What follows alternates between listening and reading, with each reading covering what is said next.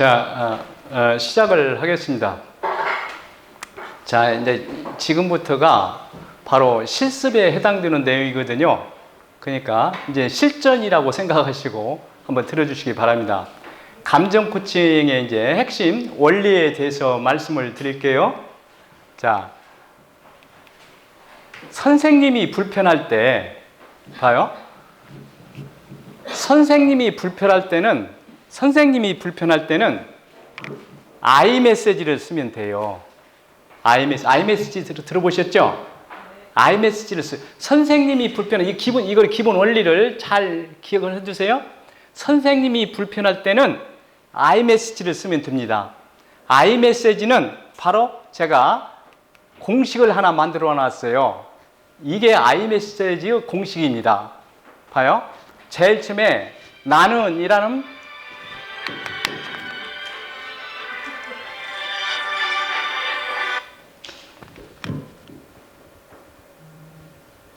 죄송합니다.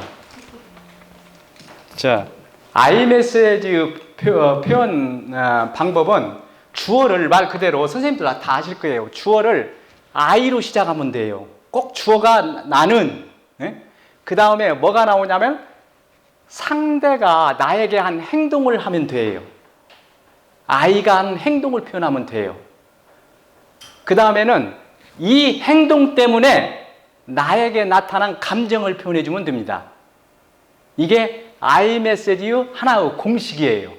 자, 제가 상황을 하나 가져왔습니다. 이런 상황이에요. 봐요. 아침 조회 시간에 영수가 3일 연속 지각하여 교실에 들어오지 않은 경우 누가 불편해요? 지금 상황이 선생님이 불편하잖아요. 그렇죠? 왜? 아이가 3일 연속 지각을 하니까 선생님이 불편해요. 그러니까 선생님이 불편하니까 I 메시지를 쓴 거예요. 자, 이런 경우에 어떻게 하냐? 봐요. 주어가 나는 똑같습니다. 나는. 그 다음에 뭐예요? 아이가 한 행동을 표현해 주면 돼요. 봐요. 영수 내가 3일 연속을 지각을 하니 이게 아이가 지금 한 행동이죠. 그렇죠? 행동이고 이 행동 때문에 나타난 나의 감정, 선생님의 감정을 표현해 주면 돼요. 어떻게 냐? 지각하는 것이 습관화될까 봐 걱정이 된다. 걱정이 된다. 이게 바로 뭐냐면은 선생님의 감정이에요. 근데 여기서 중요한 것 중에 하나가 뭐냐면은 이때 흔히 뭐라고 하냐면 평가하지 말고 관찰을 하라 그 말을 해요. 그런데 관찰한다는 말은 뭔 말이냐면은 쉽게 표현하면 그 상황만 사진 찍듯이 딱 표현을 해줘야 해요. 그래야 아이들이 저항이 없어요. 예를 들자면은 지금 영수가 교실에 들어오는데 너는 매일 지각만 하냐? 이렇게 표현을 해버리면은 매일 한 것은 아니잖아요. 3일만 했기 때문에 3일을 꼭 써줘야 해요.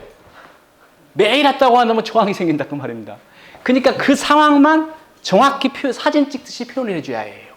그래야 아이가 저항이 없어요. 그러니까 이것 때문에 나타난 선생님의 감정을 표현해주면 돼요. 되도록이면은 부정적인 I 메시지보다도 긍정적인 I 메시지가 더 효과가 좋아요.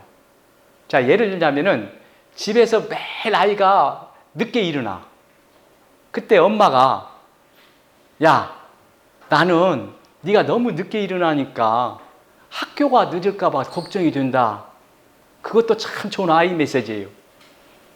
그러나 아이가 매일 늦게 일어나다 어느 날 갑자기 일찍 한번 일어났어. 그게 나는 내가 오늘 일찍 일어나니까 참 기분이 좋다 라고 표현해 줄 때 더 효과가 있다 그 말이에요. 우리는 너 일찍 일어나 이런 말이 전부 U 메시지예요. U 메시지는 쓰시지 마시고 되도록이면 주어를 나눈으로 해가지고 아이의 감정, 아이의 행동을 표현하고 그 행동 때문에 나타난 나의 감정을 표현해 주면 돼요. 그게 I 메시지 방법입니다. 이것을 바로 어느 때 하느냐? 선생님이 불편할 때. 그 다음에 아이가 불편할 때. 선생님하고 나하고 지금 학생하고 얘기하면 내가 불편하지 않으면 아이가 불편할 거 아니에요? 이번에는 아이가 불편할 때는 어떻게 표현을 해야 하냐면은 공감해주면 돼요. 공감이라는 건 쉽게 바로 뭐냐면은 아이의 감정을 읽어가지고 아이한테 그 감정을 그렇게 되돌려주는 것이 공감이에요. 미러링이란 뭔 말이냐면 미러란 말은 거울이라는 말이잖아요. 내가 거울이 되어가지고 아이가 말을 했을 때 아이의 말을 그대로 아이한테 되돌려주는 거예요. 아이가 말한 것을 그대로 되돌려주는 것도 공감의 효과가 있어요. 그걸 미러링이라고 그래요. 구체적으로 따진다면 공감이 더 효과가 크겠지만 미러링도 효과가 좋습니다. 그러면은 공감할 때 가장 중요한 것이 뭐냐면 말이죠. 듣는 것입니다. 듣는 것. 우리가 상대방의 얘기를 잘 듣는다는 것이 잘 들어줄 때 아이가 뭘 느끼냐면 진정성을 느껴요. 아이가 진정성을 안 느끼면은 감정 코칭에서는 효과가 없습니다. 이것이 가장 전문가하고 비전문가가 어려운 점이에요. 그러면은 잘 들어주려면 어떻게 하느냐? 저는 그냥 이렇게 표현합니다. 세 가지로 들어야 한다. 그렇게 이 얘기를 표현을 해요. 자, 양쪽 귀로 듣고, 그 다음에는 또 뭐라고 하냐면 온몸으로 들어야 한다. 그래가지고 귀가 세 개로 들어야 한다. 저는 그렇게 표현을 합니다. 그렇게 결국은 우리가 아이들을 얘기할 때 추임새라고 이런 말은 많이 들었잖아요. 고개도 끄덕거리면서 막 이렇게 진정성을 가지고 이렇게 몸까지 이렇게 숙이면서 이렇게 들어줘야 해요. 진정성 가지고 잘 들어주는 것도 중요하지만은 내가 잘 들어주고 있다는 것을 아이가 느끼게끔 하는 것도 더 중요해요. 그것이. 이 말 한번 들어보세요. 제가 이거 써놨는데 듣는 것도 중요하지만은 내가 잘 듣고 있다는 것을 아이가 느끼도록 표현해 주는 것이 참 중요해요. 제가 방송을 볼 때 이걸 가장 잘하는 어나운서가 누가 있었냐면 그 이금희 어나운서 있잖아요. 혹시 선생님들 들어볼 수 있지만 이금희 어나운서 다 상대방 이야기 들을 때 보세요. 이러고 들어요. 이러고. 그야말로 누구 객관적으로 봐도 참 진정성이 느낄 만큼 그렇게 들어주는데 그런 마음으로 아이의 이야기를 잘 들어주고 고개도 끄덕이면서 박자도 맞춰주면서 이렇게 들어줘야만이 아이가 우리 선생님이 나를 도와주고 있구나. 선생님이 나를 인정해주고 있구나. 정말 우리 선생님이 나를 사랑해주고 있구나 라는 느낌을 받게 돼요. 이것이 참 중요하고 이것이 어떻게 보면 감정 코칭의 핵심이라고 할 수가 있습니다. 꼭 아이가 얘기할 때는 가정에서도 마찬가지입니다. 아이가 학교 갔다 왔을 때 엄마 왔어 라고 했을 때 그냥 설거지 하면서 이렇게 들으면 안 되고 정말로 배꼽을 아이하고 마주쳐가지고 이렇게 진정성을 가지고 들어줘야 아이가 엄마와 관계가 좋아져요. 이게 쉬운 것 같지만 참 어렵죠. 부부간에도 마찬가지입니다. 네. 제가 이 그림을 하나 바꿨습니다. 다음 중 무엇이 사람을 변화시킬까요? 입일까요? 귀일까요? 맞습니다. 귀입니다. 귀. 우리가 아이들한테 말하고 계속 설명을 하죠. 아까 했지만 이성적인 접근해서 계속 설명을 해요. 뭐 하려고 설명해요. 네? 아이 변화시키려고 하잖아요. 근데 그 변화가 안 온다 그 말입니다. 오히려 아이의 얘기를 잘 기울여주면은 아이 스스로가 엄마가 원하는 쪽으로 변화해요. 이 세상에서 변화시킬 수 있는 사람은 한 사람도 없습니다. 그런데 딱 한 사람이 있어요. 그게 누구예요? 맞습니다. 내가 나 자신을 변화시키지 않는 한 다른 사람을 변화시키려고 하는 것이 아닙니다. 감정 코칭에서 가장 중요한 것은 아까 얘기한 진정성이에요. 그러면 이 진정성은 누가 판단하냐면 상대방이 판단하는 거예요. 내가 진정성을 가지고 이 얘기를 했다지라도 상대방이 못 느끼면은 그건 진정성이 빠진 거라고 봐요. 그러니까 아까 제가 얘기했잖아요. 듣는 것보다도 내가 잘 듣고 있다는 걸 표현해 주는 것이 중요하다는 말이 바로 그 말이에요. 우리가 말이죠. 진정성을 가지고 잘 들어주면은 들을 때 제가 이 얘기 이제 뒤에 가서 얘기할 시간이 없으니까요. 이게 핀란드 부모와 아이와의 대화법입니다. 이 내용을 한번 보세요, 선생님들. 어떤 특징이 있나요? 어떤 특징이 있어요? 부모님이 아이한테 이 얘기하는 거 있어요, 없어요? 없지요. 오직 아이 얘기만 귀를 기울입니다. 핀란드 하면은 여러분이 아시다시피 교육력이 굉장히 강한 나라로 알려져 있죠. 네. 우리도 결국은 아이들을 변화시키려고 하면은 아이한테 많은 얘기를 하는 것보다는 아이의 얘기를 잘 들어주기만 해도 아이가 스스로 변해요. 이것이 가장 중요한 거예요. 자, 아이들의 감정에 대한 선생님의 유형을 보면 말이죠. 유형을 보면은 크게 4가지로 나눕니다. 축소 전환형이 있습니다. 축소 전환형은 아이가 말이죠. 감정을 또 표현했을 때 그 감정을 축소시키는 거예요. 그리고 전환시키는 거예요. 아이가 무슨 일을 해가지고 막 울고 있는데, 야, 괜찮아. 뭐 별것도 아닌데 그래. 이게 축소예요. 아이가 강아지를 보고 굉장히 무섭다고 하는데, 야, 뭐가 무서워. 괜찮아. 이게 축소예요. 그러니까 아이가 뭘 해가지고 막 울고 있을 때, 야, 울지 마. 가서 피자 사줄게. 이렇게 전환이에요. 이게 예를 들자면은 남녀가 사랑을 하다 이별을 해가지고 스트레스를 받았다 그 말이죠. 그때 어떤 사람은 여자들은 대부분 가서 쇼핑을 한다거나 먹는 걸로 스트레스를 풀려고 하는데 그런 것도 하나의 전환이에요. 남성들은 가서 술 마시고 해결하려고 하는 것도 그것도 전환이에요. 이것은 근본적인 해결이 못 됩니다. 해결병이 안 됩니다. 그 다음에 가장 나쁜 것이 억압이에요. 억압은 말 그대로 아이가 어떤 감정을 표현했을 때 힘으로 눌러버리는 거예요.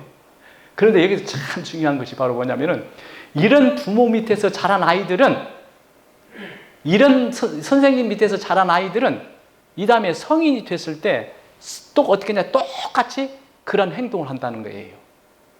이게 한마디로 대물림이 된다고 그래요. 우리 아이들이 저항을 하고 학교 생활에 적응 못하는 아이들도 보면은 대부분 가정에서 이런 부모 밑에서 자란 아이들이 많아요. 그 다음에 3번째는 방임형입니다. 방임형은 이거예요. 아이의 감정은 받아주되 그 문제에 대해서는 네가 알아서 하라 그런 식이에요. 아이가 뭘 해가지고 울고 있을 때 너 뭐 그 길로 해가지고 굉장히 마음이 슬픈가 보구나 이렇게 공감을 해놓고는 그러면 실컷 울어라 이런 것이 방임이에요. 이런 아이들은 자기의 감정을 받아주렸기 때문에 자기의 감정의 중요성을 알지만 다른 사람의 감정에 대해서는 별 관심이 없어요. 그러니까 자기중심적인 아이가 돼요. 그러면 오늘 실습할 내용이 바로 이겁니다. 아이 여기를 진정성을 가지고 잘 들어주고 공감해주고 지지해주고 아이가 감정을 잘 표현하도록 도와주고 그리고 아이가 자기 문제를 스스로 해결해 나가도록 안내해 주는 것. 그것이 바로 감정 코칭이에요. 형이에요. 자, 예를 들자면은 이런 상황이라고 한번 가정해 보세요. 자, 아이가 사랑하는 근부모가 죽었습니다. 아이가 지금 울고 있어요. 그때 축소 전환형이라면은 어떻게 반응할까요?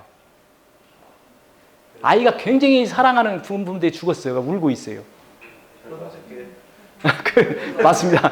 그래, 또 사줄게. 별것 아니야. 울지 말고 가서 내가 피자 사줄게 가자. 이런 스타일이 나오죠. 그렇죠? 그 다음에 억압형은 뭘 그걸 가지고 그래? 이렇게 억압을 울지 마! 이런 식으로. 이런 얘기고. 방향형은 근부모가 죽어가지고 굉장히 마음이 속상했구나. 공감을 해주는데 그래 실컷 울어라. 이런 식으로. 아까 감정 코칭이 아까 얘기한 대로 아이가 울고 있을 때 사랑하는 네가 근부모가 죽었구나. 내가 너라도 너만큼 많이 슬프겠구나. 그러면 어떻게 했으면 좋겠니? 우리 무덤 하나 만들어줘. 얘가 그렇게 했다면 그래요. 같이 가서 무덤 하나 만들어주자. 이런 식으로 아이가 문제를 찾아가지고 해결하도록 도와주는 거예요. 자, 이제 실습을 하면 조금 자, 그러면 말이죠. 여기서 중요한 것이 이것입니다. 감정 코칭을 하면은 뭐가 중요하냐? 아까 얘기했죠. 자존감이 올라가요. 우리 학교 아이들, 집에 있는 아이들, 나쁜 길로 빠진 아이들을 적응하지 못하는 아이들, 대부분이 자존감이 땅에 떨어져 있습니다. 그런 아이들은 집에서, 학교에서 선생님으로부터 인정을 못 받았어요. 사랑을 못 받았어요. 항상 혼났어요. 야단 맞았어요. 그러니까 자기 존재 가치가 땅으로 뚝 떨어진 거예요. 그러니까 그런 아이들은 아무 존재 가치도 무시를 해버려요. 그러니까 아이들 간에 싸움이 일어나고 폭력이 일어나요. 그렇기 때문에 자존감을 세워주는 것이 학교 교육에서 어떻게 보면 가장 중요한 거라고도 볼 수가 있습니다. 학교 폭력 사라지려면은 자존감을 살려줘야 해요. 교육 후 비결이 뭐냐라고 묻는다면 저는 존중이라고 생각합니다. 존 가트맨도 이런 얘기를 했어요. 사랑보다 더 중요한 것이 존중이다. 그 말을 했어요. 우리가 아이들을 존중해 준다는 것은 아이들의 감정을 존중해 주는 거예요. 아이들의 감정을 존중해 준다는 것은 바로 뭐냐? 아이의 감정을 있는 그대로 받아주고 인정해 주는 거예요. 아까 제가 얘기했잖아요. 감정 코칭이라는 것은 아이의 감정을 다 받아주는 것이라고. 그럴 때 아이들은 어떻게 되느냐? 자존감이 올라가요. 자존감이 올라가면은 결국 선생님이나 부모님이 원하는 쪽으로 자기 스스로가 변화해요. 이 세상에서 말이죠. 변화시킬 수 있는 사람은 한 사람도 없다고 아까 제가 얘기했잖아요. 그래서 저는 평소에 이런 말을 합니다. 제가 가장 좋아하는 문장 중에 하나가 이 세상에서 가장 아름다운 관계란 어떤 관계라고 생각하십니까, 선생님들? 이 세상에서 가장 아름다운 관계란? 저는 제가 종종 주례를 쓸 때 꼭 이 말을 씁니다. 이 세상에서 가장 아름다운 관계는 서로가 서로를 변화시키지 않으려고 하는 관계가 가장 아름다운 관계다. 그 말을 합니다. 내가 상대방을, 선생님이 아이를 변화시키려고 하고 부모가 자녀를 변화시키려고 할 때 거기에서 마찰이 생기고 결국은 여기에서 대립이 생겨가지고 관계가 악화돼요. 상대를 변화시키려고 하지 말고 상대 있는 그대로 먼저 인정해주고 존중해줄 때 관계가 좋아져요. 그것이 가장 중요합니다. 그런데 감정 코칭을 해주면은 결국은 아이들이 집에서나 학교에서 선생님들이 아이들의 감정을 존중해 주니까 그렇게 말이지 아이들한테 부모나 선생님으로부터 존중받은 아이들은 어떻게 하냐면 친구들을 대할 때도 자기 똑같이 감정 코칭 형태로 대화를 해요. 왜? 이유가 뭘까요? 우리 뇌가 말한 대로 행동하는 것이 아니라 본대로 행동하도록 만들어졌어요. 우리 뇌가. 그것이 바로 우리 뇌입니다. 그렇기 때문에 우리가 아이들한테 감정 코칭을 해가지고 자존감을 올려주면은 아이들도 아이들 간에 어떻게 되냐? 그런 식으로 대화를 해요. 그러니까 아이들 간의 관계가 좋아져요. 그렇기 때문에 학교 폭력 같은 것도 사라질 수 있다고 봅니다. 이게 제가 여기다 써놨듯이 친구를 잘 사귄다는 말이 그 말이에요. 그리고 그렇게 감정이 우리 몸이 말이죠. 건강한 우리가 평소에 우리 몸에서는 1000개 이상 정도 암을 일으키는 암화세포 같은 그런 나쁜 세포가 만들어진다고 그래요. 근데 그것을 없애주는 역할을 하는 것이 바로 T세포나 NK세포라고 하잖아요. 그렇죠? 이 T세포가 NK세포가 그 나쁜 세포들을 잡아먹기 때문에 결국은 우리가 건강해진다고 하는데 NK세포나 T세포 특징이 하나가 뭐냐면은 우리가 감정이 좋고 기분이 좋으면은 어떻게 되냐면은 활동률이 100%라고 합니다. 그런데 기분이 다운되고 기분이 안 좋을 때는 어떻게 되느냐? 활동률이 50%로 떨어진다고 그래요. 그러니까 우리가 긍정적인 마음을 갖고 기분 좋게 생활하면은 건강해진다는 말이 바로 그 말입니다. 그러니까 아이들이 감정 코칭을 해주면은 항상 감정 상태가 좋으니까 건강에도 좋다 그 말입니다. 그리고 또 하나는 아이들이 말이죠. 감정이 홍수 상태에 빠졌다거나 아이들이 감정이 흥분된 상태일 때 선생님이 이야기하는 것은 안 들어옵니다. 왜? 그 감정을 억압하니라고 선생님 소리가 잘 안 들려요. 그렇기 때문에 감정 코칭을 해가지고 감정이 안정됐을 때 학습 효과도 올라간다 그 말입니다. 자, 이러한 것이 하나의 장점이라고 할 수도 있어요. 그러면은 학교의 일상적인 대화를 한번 봅시다. 선생님이 다 이렇게 하지는 않겠지만은 일반적으로 이런 대화를 많이 해요. 자, 어느 선생님이 얼마 전에 무단 결석한 민수를 상담하는 장면입니다. 자, 왜 결석했니? 어떤 생각으로 학교에 나오지 않은 거야? 이 말은 바로 잘못을 추구하는 말이에요. 그렇죠? 선생님한테 말 좀 해봐. 해봐. 명령이잖아요. 예? 선생님이 널 혼내는 게 아니야. 널 도와주고 싶어서 이렇게 묻는 거야. 내 사정을 알아야 도울 수 있잖아. 어서 말해봐. 어서 말해봐. 명령이에요. 왜 결석했어? 추궁이. 아까 제가 왜라는 말 썼으면 안 된다고 했잖아요. 왜 결석했어? 그리고 듣자 하니 후배에게 몹쓸 짓을 했다는데 협박을 하고 있습니다. 아무래도 안 되겠다. 말하지 않으면 할 수 없지. 생활 지도부실로 가자. 협박을 하고 있어요. 자, 아니에요. 이제 겁이 왔어요. 말할게요. 그래, 진짜 그랬으면 좋았어. 무슨 일이 있었는지 추궁을 하고 있어요. 무슨 일이 있었는 거야. 추궁하니까 학교 가기가 싫었어요. 그래도 학교가 싫다고 무작정 안 오면 너한테만 손해지. 그렇지 않니? 강요해, 이것도. 네. 앞으로는 결석하지 않는 거지? 그리고 후배들 괴롭히지 말고 선생님하고 약속할 수 있겠어? 이게 또 강요해요. 그래, 그래야지. 난 널 믿는다. 힘들 땐 선생님한테 와. 이런 식의 대화가 대부분이 선생님들은 대화가 많이 있습니다. 지금까지 우리는 이런 식으로 많이 해왔어요. 근데 이것을 가만히 분석해 보면 제가 여기에 써놨듯이 전부 추궁하고 협박하고 강요하고 명령하는 내용이 많이 있습니다. 근데 감정 코칭에서는 이런 내용이 하나도 없어요. 거짓말 같죠? 근데 이제 지금 이제 문장을 가지고 하면은 그것이 보입니다. 이렇게 해가지고 과연 성공적인 상담이라고 할 수 있냐 그 말입니다. 자, 이 상담에 효과가 있을까요? 선생님 말은 다 옳은 말인데 선생님 말이 다 옳은 말이죠. 틀린 말 하나도 없습니다. 아이들은 말이죠. 집에서 부모님이 아이들한테 말하는 거 보면 다 옳은 말이에요. 근데 하나도 아이는 듣지를 않아요. 그러니까 그 이유는 내가 앞에서 설명했죠. 자, 아이들을 억지로 변화시키려고 하기 때문에 그 말입니다. 아까 제가 얘기했죠. 이 세상에서 변화시킬 수 있는 사람은 한 사람도 없다고 했죠. 지시하고 명령하고 강요하고 협박하고 추구하는 것은 아이들을 억지로 변화시키려고 하는 것입니다. 감정 코칭은 아이들을 억지로 변화시키는 것이 아니에요. 아이들 스스로가 변하도록 도와주는 것이 감정 코칭이에요. 감정 코칭은 제가 억지로 변화시키는 것이 아니라 스스로 변하도록 도와주는 것이라고 했습니다. 그러면 감정 코칭에서는 어떤 말이 대부분이 들어가느냐? 이렇게 말해요. 경청해주고 아이의 말을 수용해주고 공감해주고 이해해주고 지지해주고 존중해주는 가지고 아이 스스로가 변하도록 하는 것이 바로 감정 코칭이다. 이제 좀 있으면 여기 문장 나오는데 전부 이런 내용만 들어가는 것을 볼 수가 있습니다. 자, 지금부터는 이제 실습이에요.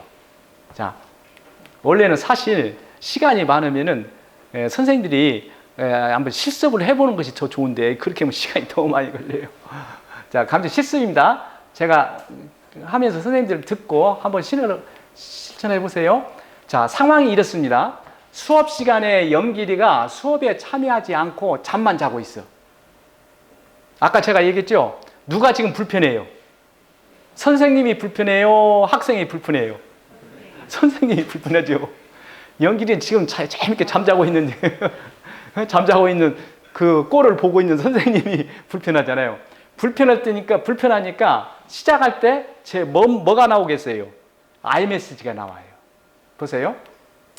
선생님이 영길이 너 수업 시간에 20여 분 이상 잠을 자니? 여기에서 선생님이 잘 표현한 말이 바로 이 말입니다. 사진 찍듯이 그 상황만 그대로 표현해야 해요. 사진 찍듯이. 너 매일 수업 시간에 자니? 그렇게 하면 안 된답니다. 매일 자는 건 아니잖아요. 앞에 몇 시간에 몇 분이라도 듣는데. 그러니까 이 수업 시간에 20여 분 이상 잠을 자니 선생님이 의욕이 떨어지는구나. 이게 바로 iMessage예요. 그렇죠?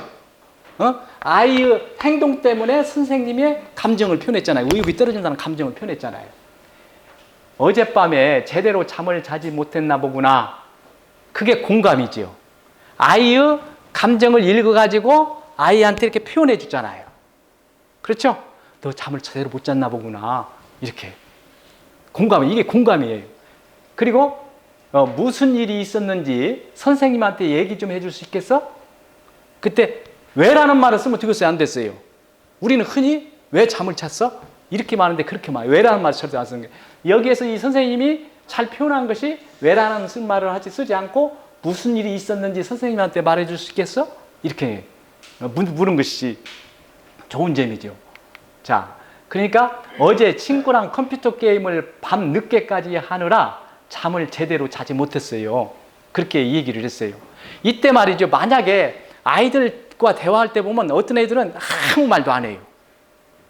선생님 답답하죠. 그때 어떻게 하는 게 좋을까요? 네? 그때는 또 그게 아이가 지금 현재 마음이 뭐예요? 아무 말도 하고 싫은 것이 그 아이의 감정이잖아요. 그게 너 지금 아무 말도 하기 싫은가 보구나. 그렇게 하면 돼요. 그러면서 또 한 가지 좀 나도 그런 상황에 아무 말도 하기 싫은 때가 있었어. 그때의 내 마음이나 현재 네 마음이 같은가 보구나. 이렇게 공감을 해주면 그때는 사사의 아이가 입을 열어요. 이게 아이를 공감을 해주면은 어떻게 되냐? 아이가 문을 열어요. 공감을 안 해주면은 입 딱 다물고 가만히 있어요. 근데 이 아이는 그래도 선생님이 물으니까 서서히 얘기를 했어요. 어제 친구랑 컴퓨터 게임을 밤늦게 가느라고 제대로 못 잤다고? 그러니까 선생님이 이때 어떻게 하느냐? 그렇구나. 참, 이 말이 좋은 말입니다. 그렇구나. 이게 강한 공감을 나타내는 거예요. 그렇죠? 이 말을 선생님이 자꾸 써보세요. 학교, 가정에서도 아이하고 대화할 때도 이 말을 써보세요. 그렇구나. 이렇게. 아이 꼭 보면서. 그 다음에는 꼭 뭐가 들어오면 좋냐면, 이거 하나의 패턴으로 알아두세요. 미러링을 해주면 돼요. 미러링. 그렇구나. 다음엔, 미러링을 해주면, 미러링이랑 나가 말대로 아이가 한 말을 그대로 되돌려서 표현해 주는 거예요. 봐요.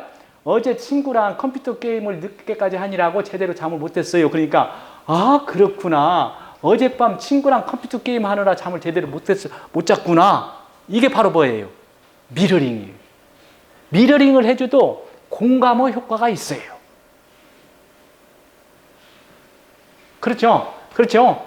그런 일이 종종 있었니? 그러니까 아이가 뭐라고 하냐면 가끔 있었어요. 그러면 또 선생님이 뭐 해야 할 거예요? 아이가 말을 했으면. 네? 같이 이렇게 해주면 돼요. 그렇구나. 친구랑 밤늦게까지 종종 게임을 하느라 제대로 못 잔 적이 있었구나. 이 말을 그대로 표현해 준 거예요. 그렇죠? 그렇구나 하고 하여튼 미러링을 해준 거예요. 그렇죠? 그럴 때마다 기분이 어땠어? 이 말이 왜 중요하냐면, 그럴 때마다 네 기분이 어땠어? 이 말이 감정 코칭 3단계, 4단계에서 내가 뭔 말을 했습니까? 아이가 감정을 표현하도록 도와주는 것이라고 했죠? 그렇죠? 그때 아이가 자기의 감정을 표현하는 그 자체만 해도 감정의 홍수 상태에서 빠져나오는 효과가 있어요. 그러니까 여기서 되돌이면 선생님이 봐요. 그럴 때마다 너 기분이 어땠어? 아이가 그러면 자기의 감정을 표현할 거 아니에요. 그렇죠? 이 감정을 표현하면은 두 가지 좋은 점이 있어요. 감정 홍수 상태에서 빠져나올 수 있을 뿐 아니라 그 감정을 선생님이 다시 한번 공감해 줄 수 있는 기회가 만들어져요. 이게 참 중요해요. 그래가지고 되도록이면 대화 과정에서 아이의 감정을 많이 표현해가지고 공감을 많이 해줄수록 감정 홍수 상태에서 쭉 빠져나와요. 많이 할수록, 공감을 많이 해줄수록. 그러니까 보세요. 자, 여기에서 그럴 때 기분이 어땠어? 그러니까 아이가 선생님이 그렇게 말하니까 많이 피곤했어요. 자기 감정을 표현했어요. 그러니까 선생님이 또 어떻게 했느냐? 그렇지, 잠을 못 자서 피곤하지. 또 이 말을 공감을 해줬어요. 지금은 기분이 어떠니? 지금은 기분이 어떠니? 이것도 바로 어떤 효과가 있어요? 감정을 표현하도록 도와줬어요. 그러니까 지금도 잠을 못 자, 피곤하고 잠자고 싶어요. 그렇게 표현하니까 어떻게 선생님이 그렇겠다. 다시 못했어요. 공감을 해주셨어요. 그리고 지금도 피곤하고 잠이 오는구나. 그러니까 공감해주고 미러링을 해줬죠. 그렇죠? 아이 말을 그대로 해줬어요. 선생님도 전날 무슨 일이 있어서 잠을 못 자거나 잠을 잘 때는 무척 필요하고 그랬죠. 이 말이 기가 막힌 말입니다. 나도라는 말을 꼭 쓰세요.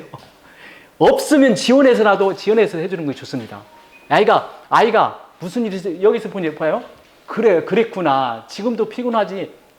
피곤하고 잠이 오지 않는구나. 나도 그런 적 있어. 이 말이 참 기가 막힌 거예요.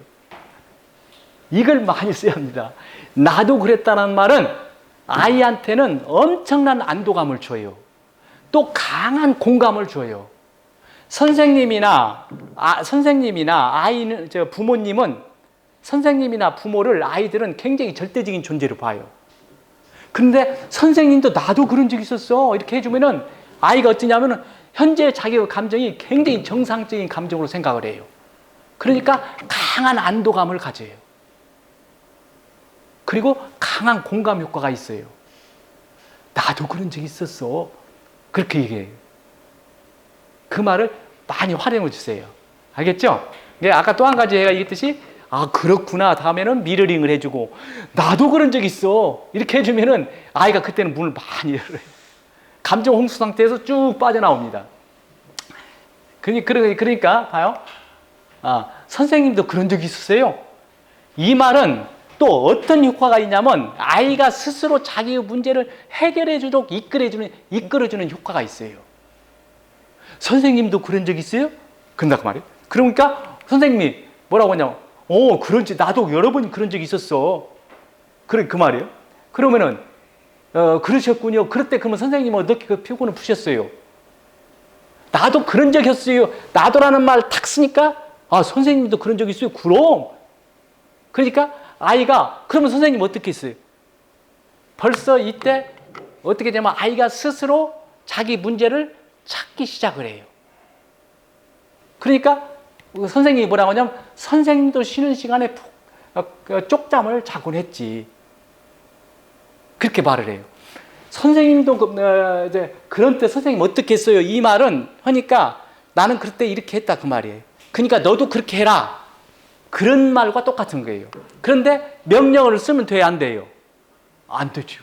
그러니까 너도 종종 쪽잠을 자라 이런 말을 하면 안 돼요. 명령을 안 쓰니까. 답은 누가 찾아내야 해요? 학생이 찾아내야 해요.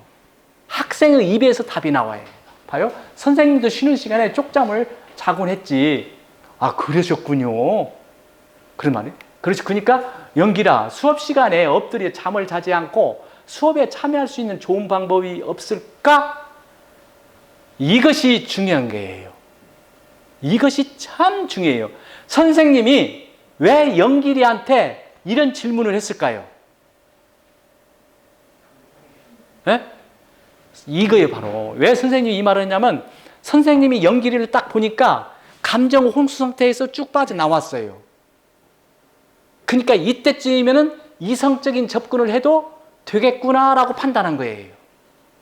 그러니까 이성적인 접근을 할 수 있도록 방법을 한번 찾도록 유도해 주는 거예요. 근데 이걸 타이밍이 참 중요해요. 앞에서 지금 선생님이 계속 공감을 해주고 아이 말을 지지해주고 경청해주고 이해해주니까 감정 홍수 상태에서 빠져나왔어요. 빠져나오니까 선생님이 이때쯤이면 아이한테 이성적인 접근을 해도 아이가 수긍하겠구나라고 판단해가지고 바로 아이 스스로가 답을 찾을 수 있도록 유도해 주는 거예요. 그렇죠? 이것이 참 중요합니다. 내가 아이하고 대화할 때 아이의 감정 상태가 얼마나 빠져 있는가를 체크를 해야 해요. 머릿속으로. 그래가지고 이때는 이성적인 접근을 해도 아이가 저항을 하지 않고 받아들이겠구나 했을 때는 이성적인 접근을 해도 돼요. 이해가 가시나요? 네. 그러니까 되도록 게임을 밤늦게까지 않고 일정한 시간에 잠자리에 들도록 노력해야겠어요. 누가 답을 찾았어요? 아이의 입에서 이 답이 나왔잖아요. 그렇죠? 왜? 앞에서 공감을 해주니까 어떻게 되냐? 피가 다시 어디로 올라갔어요? 전두엽 쪽으로, 이마엽 쪽으로 올라갔어요.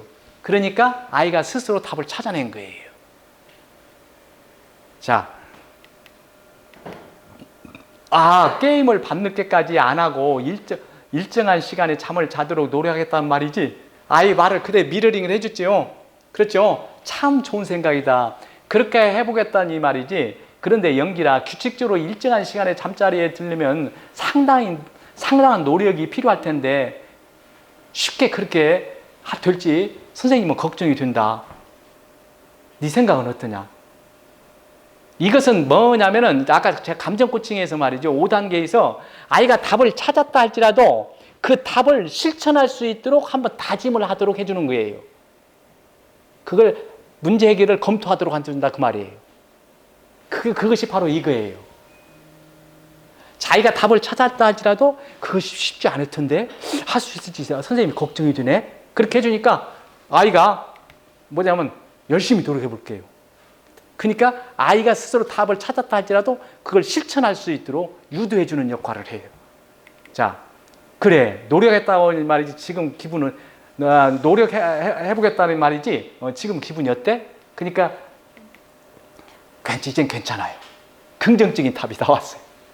만약에 여기서 부정적인 답이 나왔다는 것은 감정 코칭이 실패했다는 것입니다. 감정 코칭에 실패했다는 것은 바로 딱 두 가지예요. 하나는 선생님이 아이를 대할 때 진정성을 가지고 대하지 않았다는 것. 또 하나는 앞에서 공감이나 아이의 감정을 이해해주고 지지해주는 것이 별로 없었다는 것. 그런 경우에 부정적인 답변이 나와요. 그런데 여기에서 이젠 괜찮아요. 해볼 수 있을 것 같아요. 이렇게 얘기한 것은 감정 코칭이 제대로 됐다는 것입니다. 어때요? 그렇죠? 자, 여기에서 보면은 아까 제가 얘기했던 대로 아까 지금까지 문장 중에서 보면 말이죠. 지시하는 말이 있었습니까? 없었습니까? 없었죠? 추구하는 말도 없었어요. 설명하는 것도 없었고 명령하는 것도 없었어요. 강요, 협박도 없었습니다. 오직 선생님이 해준 건 뭐냐? 경청해주고 수용해주고 공감해주고 지지해주고. 그러니까 아이는 어떻게 되냐? 아, 우리 선생님이 내 편이구나 그런 생각 가져요. 아, 우리 선생님이 정말로 나를 이해해 주는구나. 유대감이 형성이 돼요. 그러면서 자기 자신의 나는 참 소중한 존재구나라는 감을 느끼면서 자존감이 올라가요. 이상한 것이 말이죠. 감정이라는 것은 아무리 힘들고 어려운 감정이라도 누군가가 나를 진정으로 공감해주고 지지해주고 이해해주면은 눈 녹듯이 하루아침에 사라지는 것이 감정이에요. 그런데 아무리 오래된 그 감정이라도 누군가가 그것을 지지해주고 수용해주고 공감해주지 않으면은 꼭 어제 일처럼 나한테 남아가지고 나를 힘들게 하고 어렵게 하는 것이 또 감정이에요. 참 감정이라는 게 그렇게 희한한 것입니다.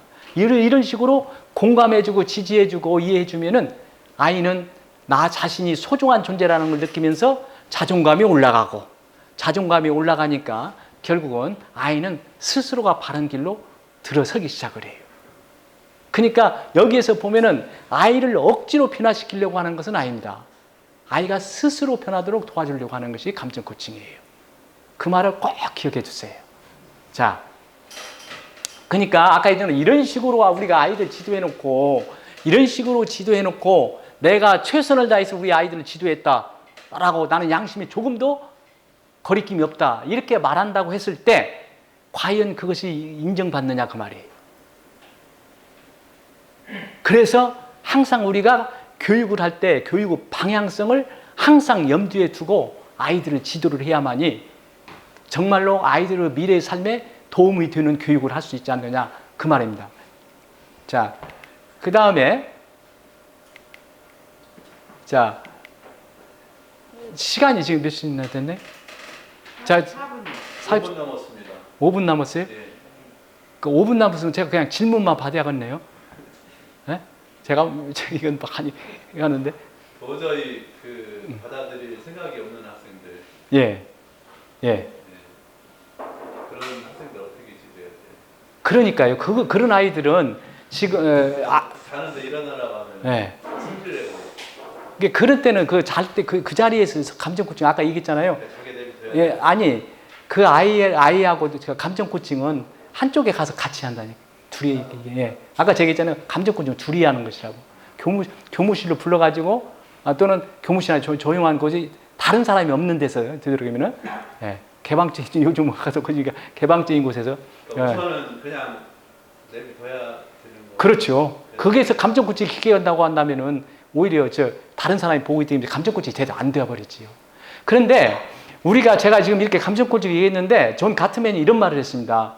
30-40% 쪽만 아이들의 감정을 공감해줘도 이건 아주 훌륭한 감정 코칭이라고 했어요. 이렇게 완벽하게 안 해도 돼요. 평소에 선생님이 지나가다 그 아이한테 공감하는 대화를 한마디씩 던져줘도 그것이 쌓여가지고 선생님과 관계가 좋아지는 것이죠. 그런데 이 감정 코칭의 기본 원리를 모르면은 선생님이 지금 내가 이렇게 지도한 것이 잘못됐다는 것 자체를 몰라요. 명령해놓고 지시해놓고 협박해놓고 지도를 해놓고 결국은 아이들한테 그것이 어떤 영향을 주는가를 선생님 자신이 몰라요. 그렇기 때문에 우리가 이 기본 원리를 알고 있다는 그 자체만 해도 선생님들이 아이들 지도할 때 많은 도움이 될 것이라고 저는 생각을 합니다. 또 혹시 질문 있으면 질문하시죠. 어려워요? 네, 이것을 체계적으로 쭉 하려고 하지만 하지 마시고 아까 얘기했잖아요. 아 그렇구나. 그러면서 아이 말 그대로 한번 표현해주고 나도 그런 적 있었어. 이렇게만 해줘도 그게 자체가 좋은 감정 코칭이에요. 끊어서 이렇게 표현하는 자체만 해도. 아이 얘기를 잘 들어주기만 해도 그게 또 감정 코칭이고. 네. 선생님이 되도록이면 이성적인 접근을 하기 전에 감정적인 접근을 먼저 하는 것이 중요하다. 상대방이 화가 나죠. 예? 아니, 예.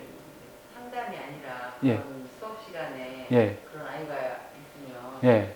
감정 코칭이 우리가 자기 감정이 이게 코칭 해주려는 사람이 더 화가 더 날 수가 있는 그럴 수도 있잖아요. 아, 맞습니다. 예. 정말로 제가 여기서 뒤에 갖고 왔는데 사실은 이걸 저도 하려고 굉장히 노력을 했어요. 이것이 가장 좋은 방법이 제가 이거 갔는데 이게 너무 길은 가장 좋은 것이 뭐냐면은 한 박자 늦게 대화를 하는 게 좋아요. 한 박자 늦게 좀 생각을 하면서. 그래가지고 뇌과학에서는 21일만 하면 습관이 된다고 합니다. 그 몸에 배이려면 100일 정도 해야 하고. 이게 저는 혼자 알감집이라고 제가 말을 만들었어요. 하나. 빨리 알아가지고 아이의 감정에 집중하자라고 해가지고 혼자 순간순간 알감집 하면서 접근을 그런 식으로 하려고 많이 노력을 했어요.